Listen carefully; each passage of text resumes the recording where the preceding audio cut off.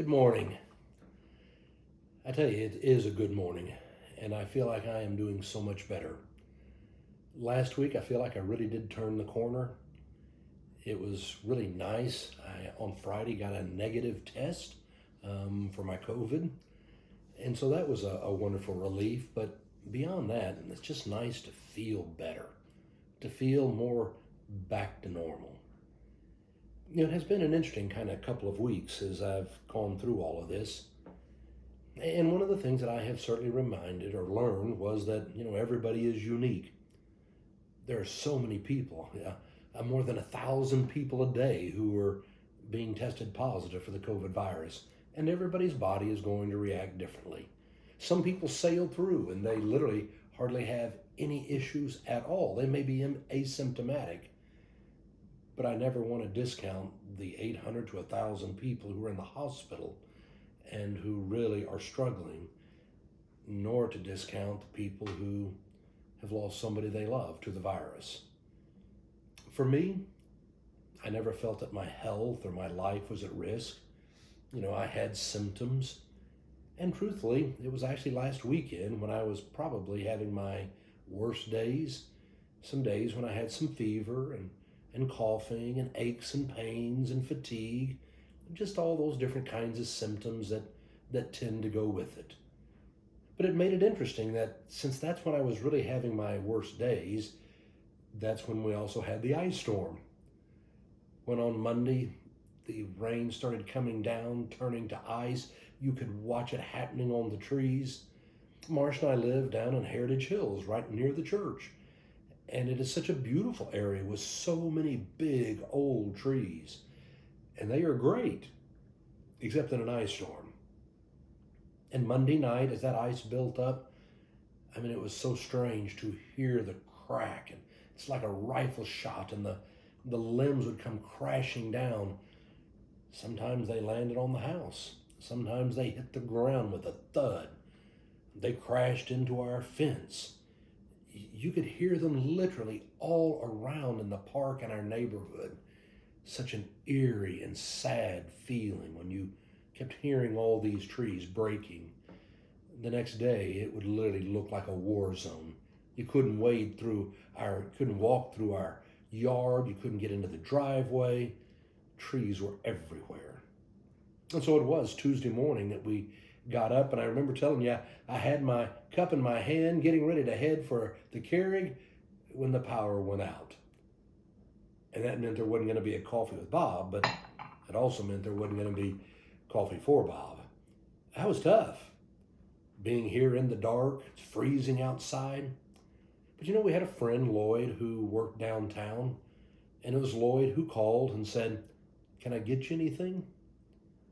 Now, I got to tell you, I'm not good at asking for help. In fact, I don't even like receiving help. But that day, Lloyd said, "Look, I'd love to bring you some lunch. I'd love to bring you something for dinner and drop you just something off. Is there anything else?" "I'd love a cup of coffee."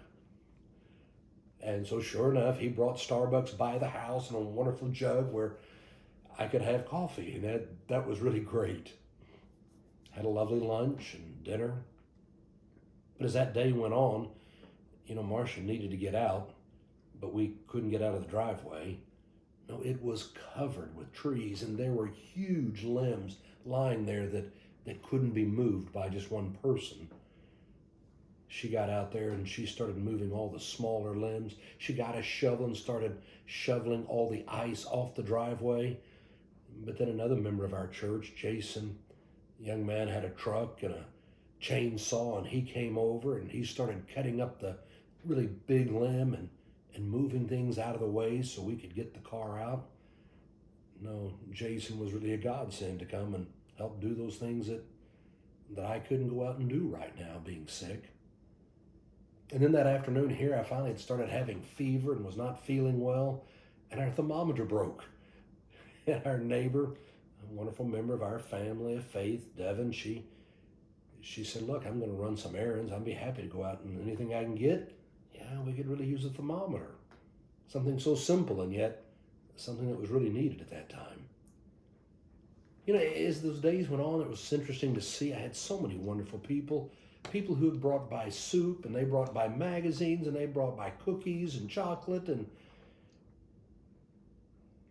Tuesday night, I'm sitting in the living room, no power, in the dark, no heat, but I'm sitting in front of a gas fireplace. And I remember the overwhelming feeling of gratitude.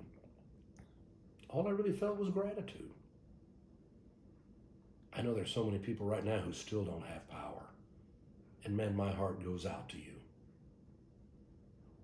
But I sat here without power, without the heat, and I thought, isn't it interesting that in a moment when I'm in the midst of an ice storm, when you walk out the front door and you look like you're in a war zone, when we have no heat, no lights, and I have COVID, and yet my feeling is an overwhelming sense of gratitude. I truly was reminded that because of our faith, because of family and friends, you can have so much for which to be grateful. Even in those moments, you really have the power to choose your attitude. And I just got to tell you, I look back on this last experience and I am so grateful. Grateful to you for your prayers, your text, your emails, your calls. You have been such a blessing to me and to Marcia, and for that I'm so incredibly grateful. And so as you and I start this week, which I predict is going to be a very challenging week for us and our country, I am reminded you and I are going to choose how we go through this week. And the truth of the matter is, we are blessed. We have so much for which to be grateful. Thank you. I hope you go out and have a great day.